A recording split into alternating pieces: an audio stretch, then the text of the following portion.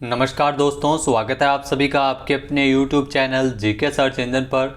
तो राजस्थान जिला दर्शन की इस सीरीज़ में हम आज के इस वीडियो में बात करेंगे कोटा के बारे में। जी हाँ, कोटा दर्शन, कोटा से संबंधित करंट अफेयर्स, इतिहास, कला, संस्कृति और भूगोल को इस वीडियो में जानेंगे। तो पूरा वीडियो बहुत ध्यान से देखना। वीडियो की जो PDF फाइल है वो आप वीडियो के डिस्क्रिप्शन बॉक्स से डाउनलोड कर सकते हैं। तो चलिए स्टार्ट करते हैं राजस्थान के कोटा से संबंधित सभी महत्वपूर्ण जानकारी। तो दोस्तों, ये जैसा कि आप देख सकते हैं कोटा का मैप है, जो पिपलदा, डिगोद, सांगोद, इसके अलावा यहाँ के जो लाडपुरा कोटा, रामगंज मंडी यहाँ की प्रमुख तहसीलें हैं। RJ 020 है वो कोटा का परिवहन कोड है, और ऊदबिलाव है वो कोटा का शुभंकर है। इसके अलावा कोटा के करंट अफेयर्स को जानते हैं। जी हाँ, कोटा से रिलेटेड करंट अफेयर्स के क्वेश्चन जो जनवरी से लेकर अब तक बने हैं, आइए देखते हैं। तो कोटा में चंबल रिवर फ्रंट है, जहां पर दुनिया की सबसे बड़ी घंटी का निर्माण किया जा रहा है। ध्यान रखना, कोटा शहर से तकरीबन 800 करोड़ रुपए की लागत से कोटा में ऐतिहासिक चंबल रिवर फ्रंट है, जो सकतपुड़ा साइड पर विश्व की सबसे बड़ी घंटी का निर्माण है वो यहाँ पर किया जा रहा है, जिसका वजन 57,000 किलोग्राम होगा। दावा यह किया जा रहा है कि ये घंटी बनने पर 3 वर्ल्ड रिकॉर्ड है वो गिनीज बुक में शामिल हो जाएंगे। अभी तक दुनिया की सबसे बड़ी घंटी है वो चीन में बनाई गई है, जो 8 मीटर से ज़्यादा बड़ी है। दूसरी अब तक की सबसे बड़ी घंटी का निर्माण मॉस्को में हुआ है। इस घंटी के मॉडल प्रतिरूप को बनाने वाले विश्वविख्यात कलाकार हरिराम कुंभावत बताते हैं कि कोटा में चंबल रिवर फ्रंट पर बनने वाली यह घंटी है वो तकरीबन 8.5 × 9.25 मीटर की होगी। जो दुनिया की सबसे बड़ी घंटी है वो कोटा के चंबल रिवर फ्रंट पर तैयार की जा रही है। इसके अलावा DNA फिंगरप्रिंट लैब है वो कोटा में बनाई जा रही है। ध्यान रखना, DNA फिंगरप्रिंट लैब कोटा सहित प्रदेश के 4 मेडिकल कॉलेज में शुरू हो रही है। इन चारों मेडिकल कॉलेज को स्तर के बाद विभिन्न आपराधिक मामलों में DNA टेस्ट है वो यहाँ पर भी किया जा सकेगा। अभी तक आपको बता दें कि मेडिकल कॉलेज स्तर पर DNA टेस्टिंग सुविधा नहीं है। पूरे स्टेट में सिर्फ जयपुर जो FSL DNA करती है। इसके लिए पुलिस राज्य भर से जिलों के सैंपल भेजती है, और जिसकी रिपोर्ट आने में काफ़ी समय लग जाता है। अब कोटा, जयपुर, जोधपुर और उदयपुर मेडिकल कॉलेजों में भी DNA fingerprint lab CMSO Gehlot की बजट घोषणा के मुताबिक शुरू की जा रही है, और 23.40 करोड़ रुपये का बजट अब इसके लिए स्वीकृत किया गया है। इसके अलावा एक और जो इम्पोर्टेंट क्वेश्चन है, कोटा में पूर्ण पासपोर्ट सेवा केंद्र प्रारंभ हुआ है। ध्यान रखना, संसदीय क्षेत्र कोटा बूंदी को एक और सौगात मिली है। लोकसभा अध्यक्ष ओम बिरला के प्रयासों से कोटा में विदेश मंत्रालय ने पूर्ण पासपोर्ट सेवा केंद्र प्रारंभ करने का निर्णय लिया है। नयापुरा स्थित डाकघर में अभी वर्तमान में पोस्ट ऑफिस पासपोर्ट सेवा केंद्र कोटा में संचालित है, और पूर्ण पासपोर्ट सेवा केंद्र बनने से काफ़ी फ़ायदा होगा, क्योंकि इसमें पूर्ण पासपोर्ट सेवा केंद्र नहीं होने के कारण पासपोर्ट बनने में काफ़ी समय लग जाता है। पूर्ण पासपोर्ट सेवा केंद्र बनने से पासपोर्ट बनवाने से में कम समय लगेगा, और तत्काल पासपोर्ट भी कोटा में ही बन सकेंगे, और इनके लिए आवेदन की संख्या भी इसके माध्यम से बढ़ जाएगी। इसके अलावा कोटा में CNG स्टेशन पर ऑनलाइन गैस सुविधा शुरू कर दी गई है। यहाँ ACS petroleum doctor Subodh Agrawal ने बताया कि ऑनलाइन व्यवस्था से कोटा के इन स्टेशन पर 24 घंटे गैस की उपलब्धता और वितरण की सुविधा मिलेगी। ACS माइंस और chairman RSGL doctor Subodh Agrawal ने बताया कि जो हाल ही में वित्तीय वर्ष 2020-21 के दौरान तकरीबन 54 करोड़ 35 लाख रुपए का वार्षिक टर्नओवर रहा है, तो कोटा में CNG स्टेशन पर ऑनलाइन गैस की सुविधा है वो शुरू कर दी गई है। इसके अलावा कोटा संभाग में बुनकरों को प्रशिक्षित करने के लिए ट्रेनिंग सेंटर शुरू किए जाएंगे। जी हाँ, राजस्थान सरकार द्वारा राजस्थान में खादी कामगार आर्थिक प्रोत्साहन योजना है वो लागू की गई है। इस योजना के अंतर्गत लगभग 20,000 खादी कामगार है वो लाभान्वित होंगे, और इस वर्ष 18 करोड़ रुपए का बजट है वो इसके लिए रखा गया है। कोटा, जोधपुर, भरतपुर और बीकानेर संभाग में कातिन बुनकरों को प्रशिक्षित करने के लिए ट्रेनिंग सेंटर शुरू किए जाएंगे। इसके अलावा राजस्थान का जो पहला स्नेक पार्क है वो कोटा में स्थापित किया जा रहा है। ध्यान रखना, कोटा में घड़ियाल अभयारण्य, Mukundra tiger reserve, biological park के बाद अब स्नेक पार्क भी बनकर तैयार हो रहा है। करीब 10 करोड़ रुपए की लागत से इसे बनाया जा रहा है, और ये स्नेक पार्क राजस्थान का पहला ऐसा स्नेक पार्क होगा जहां पर 50 से अधिक प्रजातियों के सांप देखने को मिल जाएंगे। स्नेक पार्क में मेडिकल स्टूडेंट से लेकर डॉक्टर्स और वन्यजीव कर्मचारी अधिकारियों को ट्रेनिंग और रिसर्च का मौका मिल सकेगा। इसके अलावा देश के 100 शहरों की स्मार्ट सिटी रैंकिंग में कोटा 13वें स्थान पर रहा है। जी हाँ, जयपुर है जो 100 शहरों की स्मार्ट सिटी रैंकिंग में अब तक की सर्वश्रेष्ठ रैंकिंग है वो 6वीं रैंक हासिल की है। जयपुर ने 140 में से 107.89 अंक प्राप्त किए थे। जो शहर में चल रही प्रोजेक्ट की गति और मार्च महीने की प्रगति रिपोर्ट के आधार पर जयपुर स्मार्ट सिटी अपनी पिछली रैंकिंग 10वीं से छलांग लगाते हुए 6वें पायदान पर पहुंच गया है। जबकि राजस्थान के अन्य 3 स्मार्ट सिटी जिसमें कोटा 95.90 अंक के साथ 13वें स्थान पर, उदयपुर 95.47 अंक के साथ 14वें स्थान पर और अजमेर है वो 89.46 अंकों के साथ 18वें स्थान पर रहा था। स्टेट लेवल पर राजस्थान है वो अभी भी टॉप पर बना हुआ है। इसके अलावा कोटा के जो रामगंज मंडी की रहने वाली गौरांशी शर्मा ने बैडमिंटन में डेफ ओलंपिक गेम्स में गोल्ड मेडल जीता है। तो ये क्वेश्चन है वो एग्जाम में जरूर आ सकता है, खेल से रिलेटेड है। कोटा के रामगंज मंडी की रहने वाली है मूक बधिर बालिका गौरांशी शर्मा, जिन्होंने ब्राजील में आयोजित किए गए डेफ ओलंपिक गेम्स में गोल्ड मेडल अपने नाम किया था। जी हाँ, आपको बता दें कि Gauranshi Sharma def Olympic games में जाने वाली भारतीय टीम में इनका चयन किया गया था और इसमें टीम इवेंट प्रतियोगिता में जापान को शिकस्त देते हुए गौरांशी शर्मा ने बैडमिंटन इवेंट में गोल्ड मेडल जीता है। इसके अलावा कोटा विज्ञान केंद्र में डिजिटल प्लेनेटेरियम की स्थापना के लिए 7.40 करोड़ रुपए के वित्तीय प्रस्ताव को मंजूरी प्रदान की गई है। तो ध्यान रखना, कोटा विज्ञान केंद्र में डिजिटल प्लेनेटेरियम की स्थापना की जाएगी। सीएम अशोक गहलोत ने बजट भाषण के दौरान बिंदु संख्या 45 में बीकानेर, भरतपुर और कोटा में 75 करोड़ रुपए की लागत से युवाओं में वैज्ञानिक सोच विकसित करने के लिए विज्ञान केंद्र स्थापित किए जाने की घोषणा की थी। डिजिटल प्लेनेटेरियम है वो यहाँ पर स्थापित किया जाएगा। प्लेनेटेरियम तारामंडल या नक्षत्रालय एक ऐसा भवन होता है जहाँ पर खगोलिकी और नाइट स्काई विषय ज्ञानवर्धक और मनोरंजक कार्यक्रम है वो प्रस्तुत किए जाते हैं। इसके अलावा कोटा के रानपुर में बन रही है कोटा ट्रिपल आईटी। जी हाँ, रानपुर में कोटा ट्रिपल आईटी का निर्माण किया जा रहा है। 100 एकड़ क्षेत्र में इसका निर्माण हो रहा है और इसके निर्माण पर तकरीबन 121 करोड़ रुपए खर्च किए जाएंगे। तो इसके लिए 121 करोड़ रुपए का बजट रखा गया है। कोटा ट्रिपल आईटी साल 2013 में ही स्वीकृत हो गई थी, लेकिन भवन व्यवस्था नहीं होने के कारण इसे जयपुर के एमएनआईटी परिसर में ही चलाया जा रहा था। लोकसभा अध्यक्ष ओम बिरला के प्रयासों से 121 करोड़ रुपए का बजट है वो कोटा ट्रिपल आईटी के लिए रखा गया है और अक्टूबर 2020 में इसका निर्माण कार्य भी प्रारंभ हो गया था। इसके अलावा राजस्थान में पहली बार स्मार्ट हेल्थ कियोस्क है वो कोटा मेडिकल कॉलेज में लगाए जा रहे हैं। जी हाँ, राजस्थान में पहली बार स्मार्ट हेल्थ कियोस्क है जहां पर मरीज 50 तरीके की जांचें वो खुद कर सकेंगे। ये सबसे पहले कोटा मेडिकल कॉलेज में लगाया गया है। एटीएम की तर्ज पर इसे कियोस्क को विकसित किया गया, देश में ही बनाया गया है। कोटा मेडिकल कॉलेज के प्रिंसिपल विजय सरदाना ने बताया कि जो आईसीआईसीआई फाउंडेशन ने सीएसआर फंड के तहत कियोस्क है वो उपलब्ध करवाया है। इसे प्राइमरी स्तर की जो 50 जांचें वो मरीज खुद ब खुद कर सकेंगे। नेक्स्ट है, भारतीय रेलवे के कोटा डिवीजन के वरिष्ठ मंडल परिचालन प्रबंधक तुषार शाश्वत को राष्ट्रीय रेलवे अवार्ड से सम्मानित किया गया था। जी हाँ, तुषार शाश्वत, जिनको यह सम्मान भारतीय रेल मंत्रालय द्वारा भुवनेश्वर में आयोजित किए गए सम्मान समारोह में रेल मंत्री अश्विनी वैष्णव ने दिया था।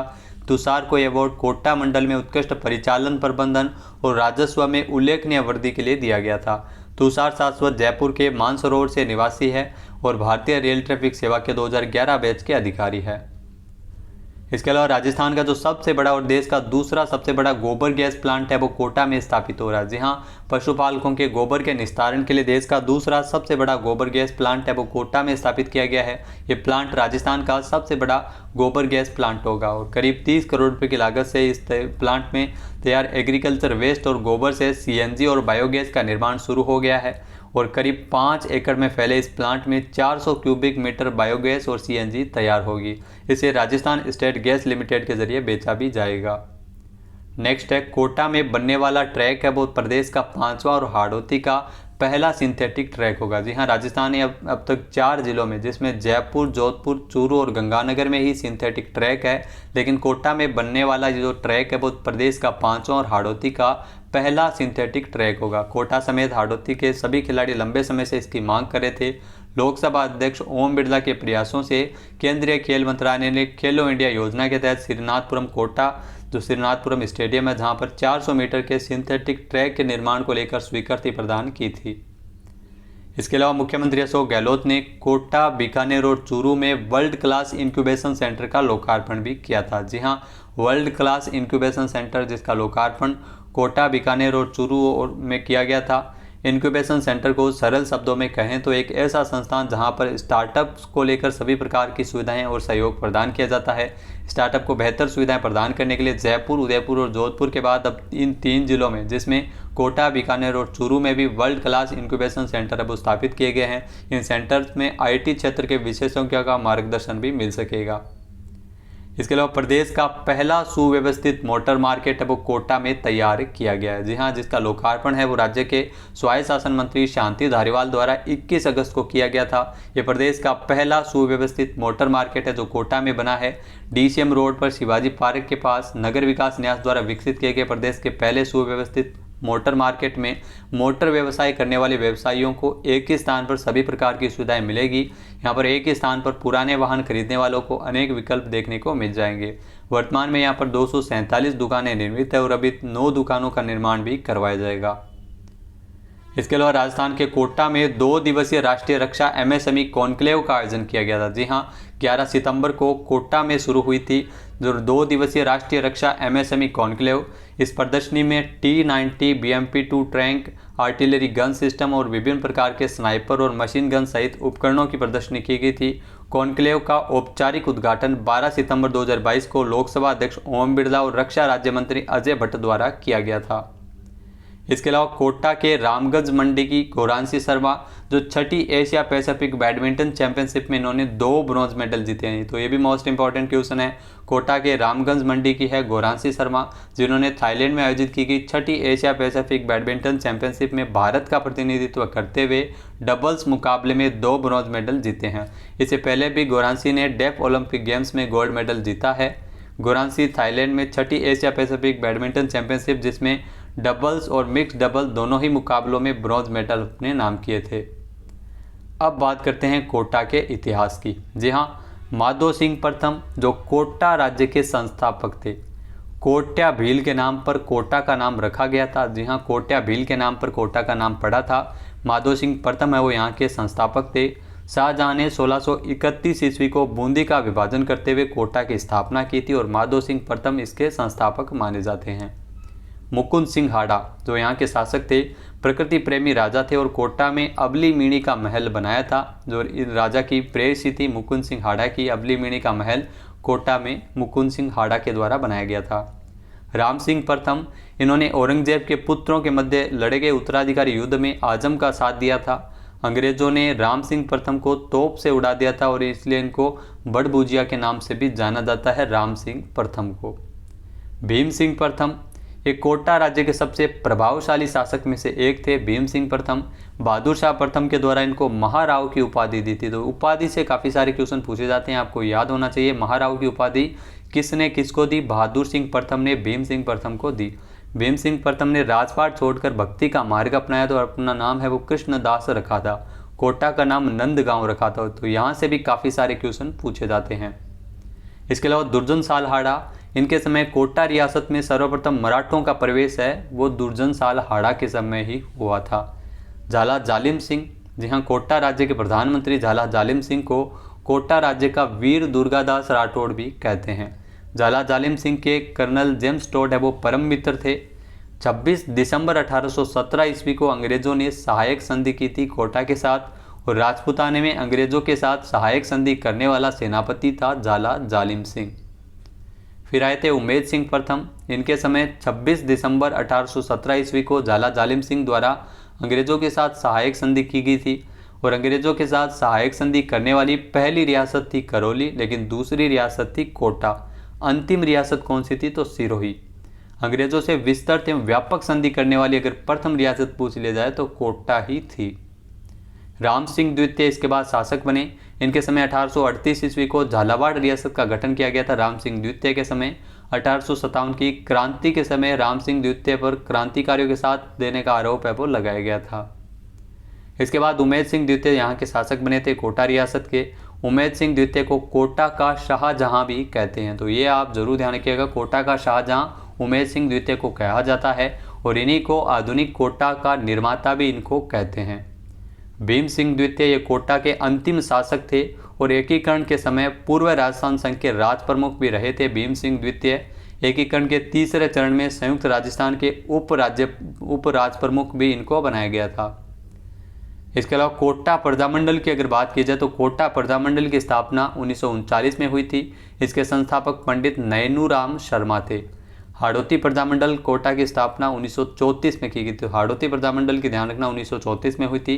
पंडित नैनूराम शर्मा को हाड़ौती क्षेत्र में जन जागृति का जनक भी कहा जाता है। नागेंद्र बाला जो राजस्थान की प्रथम महिला जिला प्रमुख, कोटा से ही इनका संबंध है, तो यहाँ से भी काफ़ी सारे क्वेश्चन आते हैं।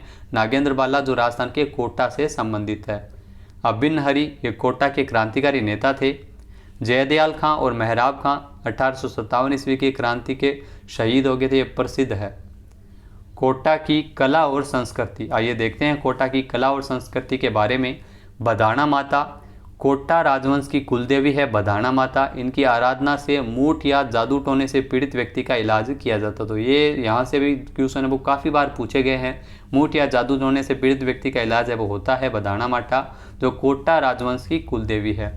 अबली मेणी का महल, जिसे कोटा का ताजमहल और हाड़ौती का ताजमहल भी कहते हैं। अबेड़ा महल कहाँ पर स्थित है, तो अबेड़ा महल है वो कोटा में है। कोटा चित्र शैली, कोटा चित्र शैली को शिकार शैली भी कहते हैं। यहाँ पर शिकार के दृश्यों को देखा जा सकता है कोटा चित्रकला शैली में। और इस शैली का जो स्वर्ण काल है वो महाराव उम्मेद सिंह का काल है वो माना जाता है। इस चित्र शैली में रानियों को शिकार करते हुए दिखाया गया है, तो ये ध्यान रखना, रानियों को शिकार करते हुए कोटा चित्र शैली में दिखाया गया है। डालूराम द्वारा चित्रित रागमाला सेट यहाँ का महत्वपूर्ण चित्र संग्रह है। इस चित्र शैली में खजूर के वृक्ष, शेर एवं बतख का चित्रांकन ज़्यादा किया है। तो यहाँ पर आपको इस चित्रकला शैली में खजूर के वृक्षों का, शेर का और बतख का चित्रांकन देखने को मिलता है। नूर मोहम्मद, डालूराम, लच्छीराम, रघुनाथ, गोविंद राम यहाँ के प्रमुख चित्रकार थे। जग मंदिर कोटा में स्थित है और इसका निर्माण दुर्जन साल साड़ा की जो रानी थी ब्रज कंवर के द्वारा करवाया गया था। इसके बाद हवा महल, यहाँ पर कोटा में भी एक हवा महल है, इसका निर्माण राम सिंह द्वितीय ने करवाया था। विभीषण मंदिर कैथून कोटा में है और देश का एकमात्र विभीषण मंदिर है, तो ये भी ध्यान रखना, कैथून कोटा में देश का एकमात्र विभीषण मंदिर है। अगर एकमात्र लक्ष्मण मंदिर की पूछ लिया जाए तो भरतपुर जिले में है एकमात्र लक्ष्मण मंदिर। कंजर जनजाति के बारे में जानते हैं। कंजर जनजाति जो सर्वाधिक अगर आपसे पूछ लिया जाए तो कोटा में ही कंजर जनजाति निवास करती है। कैसे कंजर, कैसे कोटा। और इस जनजाति का जो मुखिया होता है उसे पटेल कहते हैं, मुखिया को पटेल कहते हैं। कंजर शब्द का शाब्दिक अर्थ है जंगल में निवास करने वाला, जंगल में ज़्यादा रहती है। ये जनजाति हाकम राजा का प्याला पीकर कभी झूठ नहीं बोलती, तो इसके बारे में ये फैक्ट है, हाकम राजा का प्याला पीकर कभी भी ये जनजाति झूठ नहीं बोलती। और कंजर जनजाति के घरों के किवाड़ नहीं होते हैं, घरों में किवाड़ नहीं लगाए जाते हैं। कंजर व्यक्ति के मरते समय शराब की बूंदें हैं वो डाली जाती है। जी हाँ, कंजर जनजाति में मरते समय शराब की बूंदें हैं वो मुंह में डाली जाती है। कंजर लोग मोर का मांस खाने के शौकीन होते हैं। कंजर चौथ माता और हनुमान जी को अपना आराध्य देव मानते हैं। कंजर जनजाति का मुख्य नृत्य चक्री एवं धाकड़ नृत्य है वो मुख्य नृत्य है कंजर जनजाति के। सर्वाधिक ये कोटा में देखने को मिलती है कंजर जनजाति। और कंजर व्यक्ति अपराध करने से पूर्व ईश्वर का आशीर्वाद प्राप्त करते हैं, तो ये बहुत ही इंटरेस्टिंग फैक्ट है। अपराध करने से पूर्व ये जनजाति है वो ईश्वर का आशीर्वाद भी लेती है। दशहरा महोत्सव, दशहरा महोत्सव कोटा का प्रसिद्ध है और कोटा के महाराव माधो सिंह प्रथम के समय इसकी शुरुआत हुई थी। मुगल बादशाह जहांगीर दशहरा देखने का शौक है वो रखा करते थे। और दशहरा महोत्सव विजयादशमी के अवसर पर मनाया जाता है और इसका जो मेला है वो आश्विन शुक्ला दशमी को लगता है। इसी दिन शस्त्रों का पूजन, शमी वृक्ष का पूजन और लीलटांस पक्षी का दर्शन इस दिन शुभ माना जाता है। बुढ़ातीत का सूर्य मंदिर कोटा का सबसे प्राचीन सूर्य मंदिर है। यह मंदिर पंचायतन शैली में बना हुआ है। कर्णसुआ का शिव मंदिर कहाँ पर है? कोटा में। गेपरनाथ का शिवालय भी कोटा में स्थित है। चार चौमा का शिवालय ये भी कोटा में ही है। त्रिकाल 24 मंदिर कोटा जो जैन धर्म से संबंधित मंदिर है। खड़े गणेश जी का मंदिर, ध्यान रखना, खड़े गणेश जी का मंदिर कोटा में काफ़ी बार ये क्वेश्चन पूछा गया है। सांगोद कोटा जहाँ का नाहन है वो स्वांग यहाँ का प्रसिद्ध है। इसके अलावा कोटा रियासत ने सर्वप्रथम दास प्रथा पर 1932 में कोटा रियासत के द्वारा रोक लगाई गई थी। पदम पीर की छतरी कहाँ पर है? तो पदम पीर की छतरी वो कोटा में स्थित है। चार बाग की छतरी जो कोटा राज परिवार की यहाँ पर छतरियाँ हैं, चार बाग की छतरी। चंबल उद्यान ये भी कोटा में ही स्थित है। चंबल उद्यान, अहिंसा वाटिका, जोमिंग उद्यान ये सारे कोटा में है। जोमिंग ब्रिज जो हैंगिंग ब्रिज है ये भी कोटा में बना हुआ है। यातायात पार्क कोटा का जो राज्य का एकमात्र पार्क है, यातायात पार्क कोटा में है। और उत्तरी भारत का एकमात्र सरप उद्यान, जहाँ सरप उद्यान है, ये भी कोटा में ही बना हुआ है। उद्यानों का शहर कहते हैं कोटा को। बड़े देवता की हवेली, हवेली पूछ लिया जाए तो बड़े देवता की हवेली कहाँ पर है? कोटा में है। कर्णसुआ का लेख कोटा में है। इस शिलालेख में मौर्य वंशी राजा धवल का वर्णन किया हुआ है। कर्णसुआ का शिव मंदिर, जहाँ पर 1000 मुखी शिवलिंग स्थित है, जो कोटा में स्थित है। कोटा दुर्ग के बारे में जानते हैं तो कोटा दुर्ग का निर्माण माधो सिंह प्रथम ने करवाया था। इसका जो परकोटा है वो राम सिंह प्रथम ने बनाया था। तो परकोटा है वो राम सिंह प्रथम के द्वारा बनाया गया था, जबकि दुर्ग का निर्माण है वो माधो सिंह प्रथम ने करवाया था। कर्नल जेम्स टोड के अनुसार देश में आगरा दुर्ग के बाद इस दुर्ग का परकोटा है वो सबसे बड़ा है। अकेलगढ़ दुर्ग ये कोटा में ही स्थित है। महावीर स्वामी मंदिर जो रंगबाड़ी कोटा में बना हुआ है, महावीर स्वामी जी का मंदिर भी यहाँ पर बना हुआ है। और मोकरी स्तूप ये भी कोटा में ही बना हुआ है। आलनिया कोटा जो शैल चित्रों के लिए प्रसिद्ध है, और तिपटिया कोटा में जहाँ पर भी शैल चित्र देखने को मिल जाते हैं। सर्वप्रथम शैल चित्र हथनोरा मध्य प्रदेश में देखने को मिले थे, जो पत्थर पर चित्र बनाए गए हैं। कोटा के भूगोल की बात की जाए तो शुभंकर यहाँ का ऊद बिलाव है। कोटा का जो शुभंकर है वो ऊद बिलाव है। कोटा जो कोटा संभाग का जिला है, कोटा संभाग में बूंदी, कोटा, झालावाड़, बारां ये 4 जिले आते हैं। कोटा जिसे राजस्थान का कानपुर, राजस्थान का नालंदा और राजस्थान की शैक्षिक नगरी, औद्योगिक नगरी, इंद्रप्रस्थ नगरी आदि कई उपनाम हैं कोटा के। तो राजस्थान का नालंदा के नाम से भी इन्हें जाना जाता है। कोटा जहां सर्वाधिक नदियों वाला संभाग अगर आपसे पूछ लिया जाए तो कोटा संभाग ही है। जनसंख्या की दृष्टि से तीसरा सबसे बड़ा महानगर है कोटा। कोटा की जनसंख्या की दृष्टि से सबसे छोटा संभाग भी है। जी हाँ, जनसंख्या की दृष्टि से सबसे संभागों में छोटा संभाग है। सर्वाधिक साक्षरता वाला जिला है कोटा, और सर्वाधिक महिला साक्षरता वाला जिला भी कोटा ही है। राजस्थान का प्रथम तकनीकी महाविद्यालय कोटा में स्थापित किया गया था। राजस्थान की प्रथम लोक अदालत भी 1975 में कोटा में स्थापित हुई थी। वर्तमान महावीर ओपन यूनिवर्सिटी कोटा में है और इसकी स्थापना 1987 में की गई थी। पत्राचार पाठ्यक्रम संबंधित विश्वविद्यालय भी कोटा में ही स्थित है। राज्य की प्रथम फॉरेंसिक लैब जिसकी स्थापना कोटा में की गई थी। इसके अलावा जवाहर सागर अभयारण्य के बारे में जानते हैं। चंबल नदी के किनारे स्थित है जवाहर सागर अभयारण्य। यह अभयारण्य में उत्तरी भारत का प्रमुख सरप उद्यान भी यहाँ पर स्थित है। गेपरनाथ महादेव का मंदिर जो जवाहर सागर कोटा में बना हुआ है। इस अभयारण्य का विस्तार कोटा और झालावाड़ में होता है और यह राजस्थान का तीसरा राष्ट्रीय अभयारण्य है और यहाँ पर तीसरी बाघ बचाओ परियोजना इस अभयारण्य में चलाई जा रही है। इसके अलावा दर्रा अभयारण्य जो मुकुंदरा हिल्स टाइगर रिजर्व है, इस अभयारण्य का मुख्य प्रमुख जीव गागरोनी तोता है। तो गागरोनी तोता इतिहासकारों ने हीरामन तोता जो हिंदियों में आकाश लोचन भी कहा जाता है, जो बोलता है गागरोनी तोता हीरामन तोता के नाम से आपने जरूर सुना है, मनुष्य की आवाज़ में बात करता है। इस अभयारण्य की स्थापना 1955 में की गई थी। दर्रा अभयारण्य जनवरी 1912 में राष्ट्रीय उद्यान के रूप में मुकुंदरा हिल्स को घोषित किया गया था। कोटा बारा झालावाड़ में यह फैला हुआ है। इसके बाद राष्ट्रीय चंबल घड़ियाल अभयारण्य के बारे में बात करते हैं। घड़ियालों का संसार भी कहा जाता है राष्ट्रीय चंबल घड़ियाल अभयारण्य जो कोटा में है। ये राजस्थान, मध्य प्रदेश और उत्तर प्रदेश की राज्य सीमा में फैला हुआ है। राजस्थान में सवाईमाधोपुर, कोटा, बूंदी, धौलपुर और करौली में फैला हुआ है और इस अभयारण्य में गांगे सूस नामक एक स्तनपायी जानवर है वो पाया जाता है।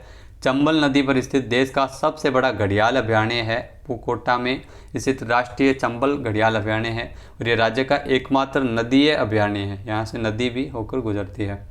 इसके अलावा जवाहर सागर अभयारण्य जो कोटा में है, चंबल नदी पर स्थित बांध है वो घड़ियालों के लिए काफ़ी प्रसिद्ध है। जवाहर सागर बांध जो कोटा में बना हुआ है।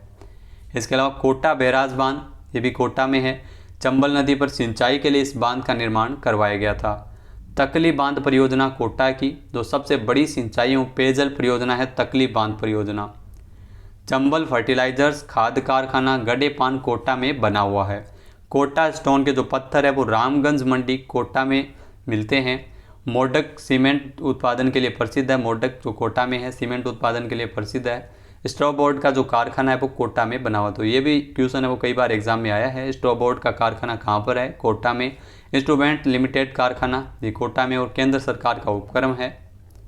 इसके अलावा कैथून कोटा की अगर बात की जाए तो यहाँ की कोटा डोरियाँ की साड़ियाँ हैं वो कैथून कोटा की प्रसिद्ध है, जहाँ की मसूरिया साड़ियाँ भी यहाँ की प्रसिद्ध है। इसके अलावा मसूरिया पहाड़ी है वो जोधपुर में है, जहाँ पर बालीनाथ जी और रामदेव जी का मंदिर बना हुआ है। टेलीमेडिसिन से जुड़ने वाला प्रथम स्थान अगर है वो कैथून है जो कोटा में है। अलसी और सोयाबीन का उत्पादन सर्वाधिक कोटा में होता है। मालवी कपास कोटा में उत्पादित की जाती है और अमेरिकन कपास हनुमानगढ़ और देशी कपास बांसवाड़ा में उत्पादित की जाती है। ध्यान रखना, मालवी कपास है जिसका उत्पादन सर्वाधिक कोटा में किया जाता है। रानपुर जो राज्य का प्रथम एग्रो फूड पार्क है वो रानपुर कोटा में ही स्थापित किया गया था। चाइल्ड गाइड सेंटर कोटा में ही बना हुआ है। और कोटा सुपर थर्मल पावर परियोजना जो राज्य की दूसरी तापीय परियोजना भी है। तो दोस्तों ये थे कोटा जिले से संबंधित सभी महत्वपूर्ण जानकारी। कोटा जिला दर्शन में हमने जाना करंट अफेयर्स, इतिहास, कला, संस्कृति और भूगोल को। वीडियो आपको कैसा लगा हमें कमेंट बॉक्स में ज़रूर बताइएगा। पीडीएफ फाइल आप वीडियो के डिस्क्रिप्शन बॉक्स से डाउनलोड कर सकते हैं। चैनल पर नए हैं, सब्सक्राइब नहीं किया है तो अभी सब्सक्राइब बटन पर क्लिक करें ताकि आगे आने वाले जितने भी वीडियो हैं उन सबका नोटिफिकेशन आपको मिल सके। तो मिलते हैं अगले नए राजस्थान जिला दर्शन के वीडियो में। तब तक के लिए धन्यवाद। जय हिंद, जय भारत, जय राजस्थान।